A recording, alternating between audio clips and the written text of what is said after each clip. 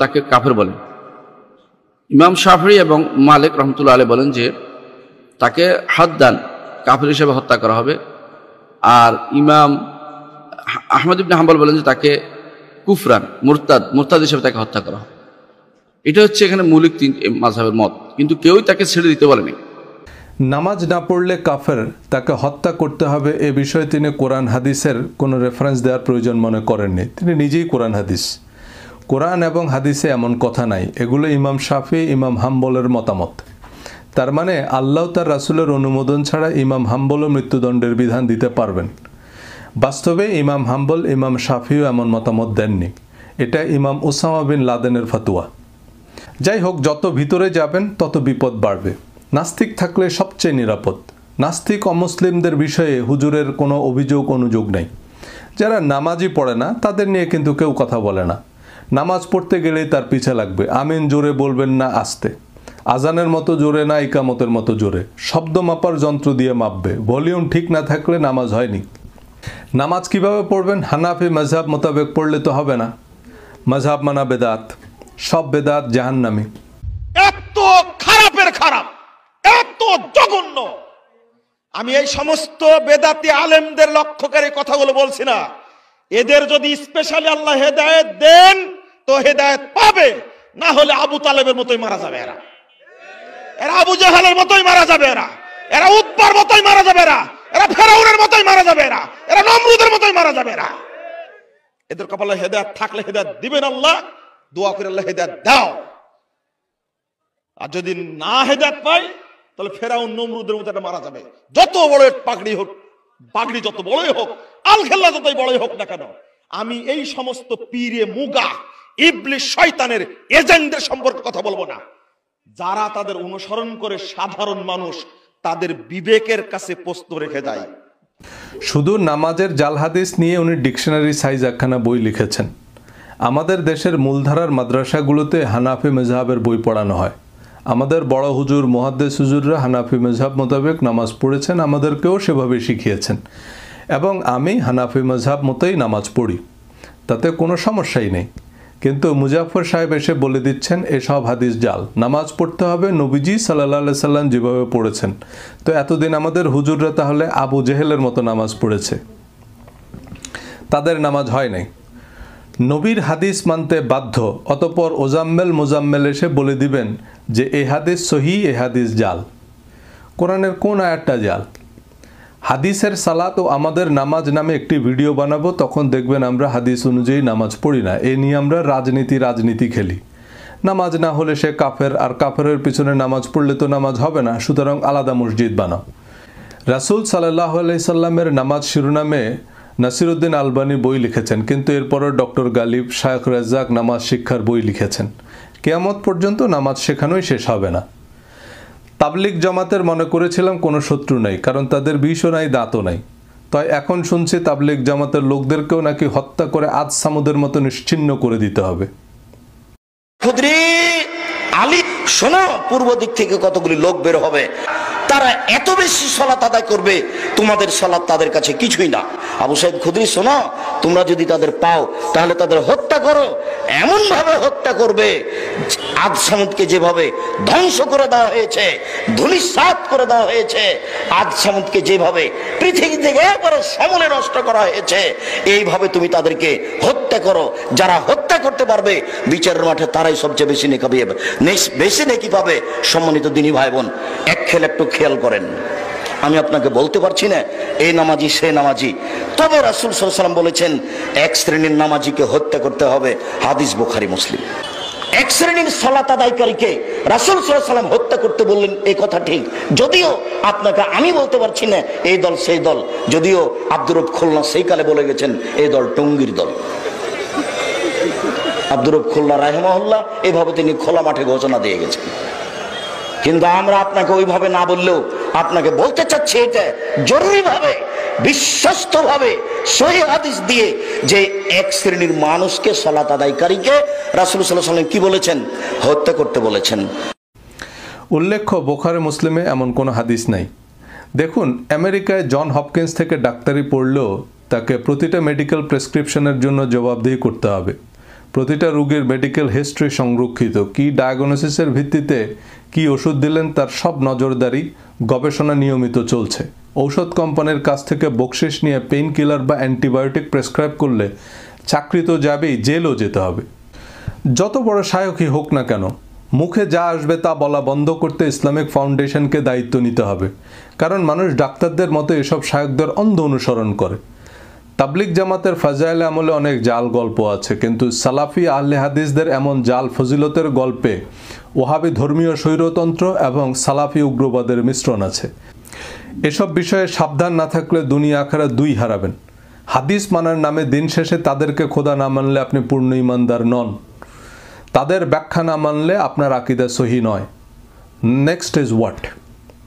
আপনি যদি দাড়ির উপর একটা প্রশ্ন উত্থাপন করেন যে দাড়ি রাখলে কেমন আনস্মার্ট লাগে, দাড়ি রাখলে কেমন খ্যাত লাগে, কেমন খারাপ লাগে, দাড়িকে নিয়ে যদি ঠাট্টা করেন, বিদ্রুপ করেন, যারা পরিমাণ যদি প্রশ্ন উত্থাপন করেন, তাহলে আপনি কাফের।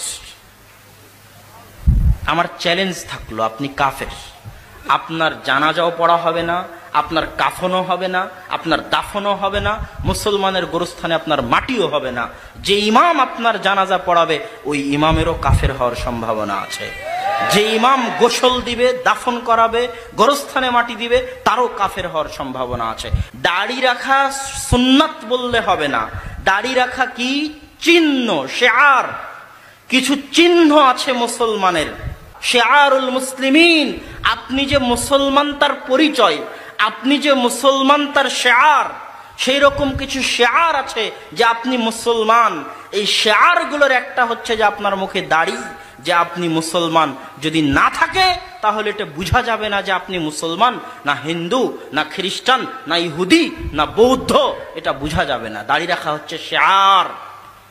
এবং শেয়ার বাস্তবায়নের জন্য রাষ্ট্র ক্ষমতায় যে থাকে সে যুদ্ধ করতে পারে। দাড়ি না রাখলেও কাফের। দাড়ি না রাখলে সে কাফের, এটা শায়খ ইবনে তাইমিয়ার হাদিস। হাদিসে বলা আছে তোমরা মুশরিকদের বিরোধিতা করো, দাড়ি বড় করো, গোপ ছোট করো। তো একজন মুশরিকের নাম বলেন যার দাড়ি ছিল না। Google ইমেজে Abu Jahl, Abu Lahab, Jewish rabbi লিখে সার্চ দিলেই দেখবেন বিরাট লম্বা লম্বা দাড়ি সবার। এগুলো অবশ্য বিভিন্ন সিনেমায় আবু জেহেলের চরিত্রে যারা অভিনয় করেছে তাদের ছবি। যাই হোক, সব ধর্মের মানুষরাই দাড়ি রেখেছে, আবার অনেক ধর্মগুরুরাও এখন রাখছে না। তাহলে দাড়ি রাখলে মুশরিকদের বিরোধিতা হয় কি করে? এটা একটা পরস্পর বিরোধী হাদিস। নবীজির মতো একজন প্রজ্ঞাবান মানুষ এমন কথা বলতে পারেন না।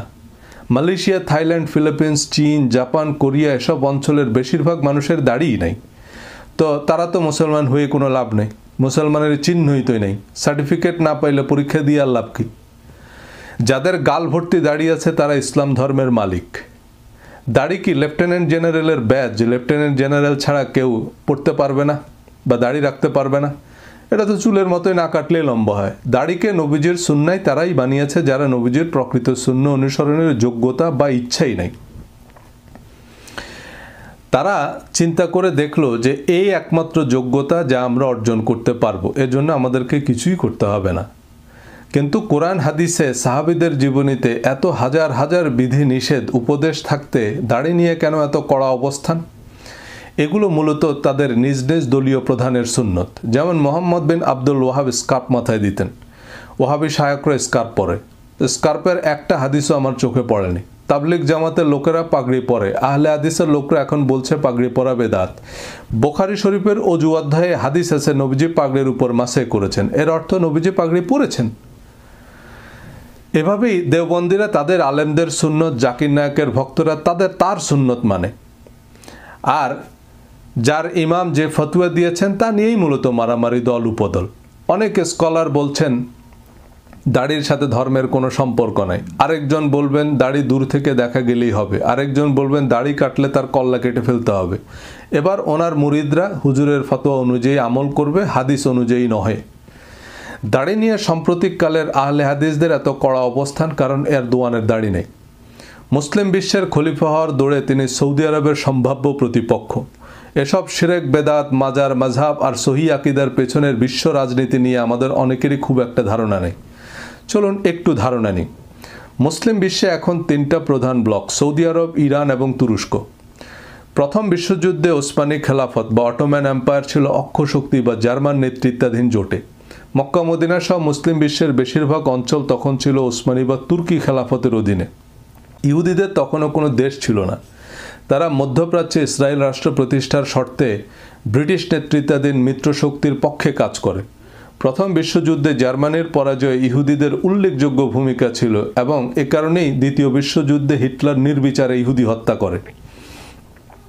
প্রথম বিশ্বযুদ্ধের পর ওসমানী খেলাফত উৎখাতে বর্তমান সৌদ ওয়াহাবি অর্থাৎ বর্তমান সৌদ ডায়নাস্টি এবং মোহাম্মদ বিন আব্দুল ওয়াহাব পরিবারের যে ধর্মীয় রাজনৈতিক জোট, তার সাথে জোট বাঁধে ব্রিটেন।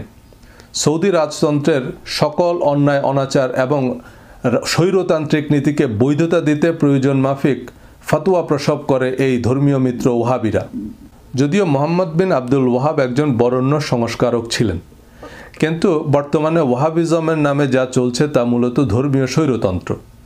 ধর্মীয় বিষয়ে বা তাদের ফতোয়ার সাথে দ্বিমত করলে সে কাফের, তাকে হত্যা করতে হবে। মৌলানা ওয়াহাব বেঁচে থাকলে তিনিই এখনকার ভণ্ড চাটুকার কথিত ওয়াহাবি আলেমদের বিরুদ্ধে আন্দোলন করতেন। মুসলিম খেলাফতের বিরুদ্ধে যুদ্ধে যেতে তো ফতোয়া লাগবে। ওয়াহাবি মুফতিরা তখন ওসমানীয়দের মুশরিক ও বেদাতি ফতোয়া দেয়, কারণ তখন মক্কা মদিনায় মাজার, মাজহাব এবং সুফি তরিকার প্রচলন ছিল। সৌদি ওয়াহাবি জোট শিরিক বেদাত বিরোধী যুদ্ধের নামে খেলাফত উৎখাত করে। হযরত খাদিজা রাদিয়াল্লাহু তাআলা আনহু, ওসমান রাদিয়াল্লাহু তাআলা আনহু সহ সকল সাহাবী তাবিঈদের মাজার ভেঙে ফেলে। অসংখ্য ইসলামিক স্কলারকে কুফরি আকীদা, বেদাতি ফতোয়া দিয়ে শিরোচ্ছেদ করে। সৌদি রাজবংশের প্রত্যক্ষ পরোক্ষ পৃষ্ঠপোষকতা ও কৌশলগত নিরপেক্ষতায় মধ্যপ্রাচ্যে ইসরায়েল রাষ্ট্র প্রতিষ্ঠিত হয় এবং সম্প্রসারিত হয়। মূলত ইসরায়েল আমেরিকার পুতুল সরকার হিসাবেই টিকে আছে সৌদি ওয়াহাবি কথিত বেদাত বিরোধী সরকার। সৌদি আরবের অবশ্যই ছাড়া উল্লেখযোগ্য কিছু করারও নাই। সৌদি সেনাবাহিনীর সদস্য সংখ্যা এবং দক্ষতা খুবই কম। সাদ্দামের কুয়েত দখলের মূল উদ্দেশ্য ছিল সৌদি আরব দখল করা। সে সময় অপারেশন ডেজার্ট শিল্ড নামে 5 লাখ মার্কিন সৈন্য মোতায়েন করা হয় সৌদি আরবে। সৌদি সেনাবাহিনীর সদস্য সংখ্যা তখন ছিল মাত্র 50,000। সৌদি আরবের সামরিক অবকাঠামো আমেরিকা ও ব্রিটেনের তৈরি এবং নিয়ন্ত্রিত। পশ্চিমা শক্তির সহায়তা ছাড়া তারা একদিনও ক্ষমতায় থাকতে পারবে না। অথচ সৌদি ধর্মীয় মতবাদ সালাফি, সহি আকিদা ও আহলে হাদিসের বাংলাদেশি শায়করা মনে করেন এসব কথিত সহি আকিদা তত্ত্বের উপর বুঝি টিকে আছে সৌদি সরকার, এবং সৌদি আরবের সম্ভাব্য রাজনৈতিক প্রতিপক্ষের আকিদা সহি নয় তা প্রমাণেই ব্যস্ত। কোরআন হাদিস নয়, কথিত সালাফি ও সহি আকিদার তেলবাজ আলেমরা ওয়াহাবি রাজতন্ত্রের ভ্রান্ত মতবাদ প্রচার করে। 1922 সালে অটোম্যান সাম্রাজ্যের পতনের পর 1923 সালে সেকুলার রাষ্ট্রের অভিযাত্রা শুরু করেন Mustafa Kemal Ataturk. Recep Tayyip Erdogan তুর্কি খেলাফতের পুনর্জাগরণের ডাক দেওয়ার মধ্য দিয়ে মুসলিম বিশ্বের খলিফা হওয়ার দৌড়ে নেমেছেন। বিপুল পরিমাণ মিডিয়া বাজেট, স্কলারশিপ এইড, আয়া সোফিয়া, উর্তুগুল সিরিজ নানাভাবে মুসলিম বিশ্বে এরদোয়ান বিপুল পরিমাণ ভক্ত তৈরি করে। এরদোয়ান এখন নিজেকে ইমাম মেহেদি ঘোষণা করলে লক্ষ লক্ষ মানুষ তার পিছনে ছুটবে। আপনার স্বামীর সন্তানকে আপনি ধরে রাখতে পারবেন না, কিন্তু শেষ পর্যন্ত গুলিগালা খেয়ে মরা ছাড়া লাভের লাভ আর কিছুই হবে না। এই এখনই অনেকে বলা শুরু করেছেন 2024 সালের মধ্যেই ইমাম মেহেদি আত্মপ্রকাশ করবেন। এই 2024 সালের ইমাম মেহেদি হচ্ছেন এরদোগান। এ পর্যন্ত প্রায় 3000 ইমাম মেহেদি এসেছেন পৃথিবীতে। লক্ষ লক্ষ মানুষ প্রাণ দিয়েছে ইমাম মেহেদির পিছনে ছুটে। প্রতিটা দেশই চায় অন্য দেশে তাদের অনুগত একটা গোষ্ঠী থাক। এটা আন্তর্জাতিক রাজনীতির বৈধ চর্চা। বাংলাদেশে এই দৌড়ে সৌদি আরব এগিয়ে। তুর্কিদের উত্থান, ইরানের তৎপরতা বাড়ার সাথে সাথে সৌদি সালাফিরা তাদের আকিদা, মাযহাব, মানহাজ ভুল প্রমাণে উঠে পড়ে লেগেছে। যাই হোক, এগুলো আমাদের হুজুরদের অবুঝ মনের কল্পনা। আন্তর্জাতিক রাজনীতিতে ধর্ম একটা উপকরণ মাত্র, এবং ধর্ম জাতীয় আন্তর্জাতিক রাজনীতিতে এ কারণেই বিবেচিত হয় যে ধর্মাবলম্বীদের বেশিরভাগ শিশুর মতো বিচার বুদ্ধিহীন, তাই তাদের সামনে কলা বা মূলা কিছু একটা ঝুলাতে হবে। এই রাজনীতিতে যদি আপনার কোনো ভাগ থাকে তাহলে আলাদা কথা, কিন্তু আপনার উদ্দেশ্য যদি হয় আল্লাহর সন্তুষ্টি, তাহলে আল্লাহর কিতাব না পড়ে এসব দলীয় সঙ্গীত শুনে আরেকজনের কল্লা কাটতে গিয়ে আপনি দুনিয়া আখিরাত দুই হারাবেন। এগুলো শুধু কোরআন বিরোধী নয়, হাদিসেরও বিরোধী। সহিহ বুখারী হাদিস নম্বর 38, রাসূল সাল্লাল্লাহু আলাইহি সাল্লাম বলেছেন, নিশ্চয়ই দিন সহজ সরল, কাজেই তোমরা মধ্যম পন্থা অবলম্বন করো এবং আশান্বিত থাকো। এবং সকাল সন্ধ্যায় ও রাতের কিছু অংশে আল্লাহর সাহায্য প্রার্থনা করো। দ্বিতীয় সেগমেন্টে আমি আমার ধর্মীয় আলোচনার উদ্দেশ্য এবং কোরআন হাদিস বিষয়ে আমার অবস্থান পরিষ্কার করব। বিপরীতে জনাব আবদুল্লাহর উত্তর পর্যালোচনা করব। আশা করি সাথে থাকবেন।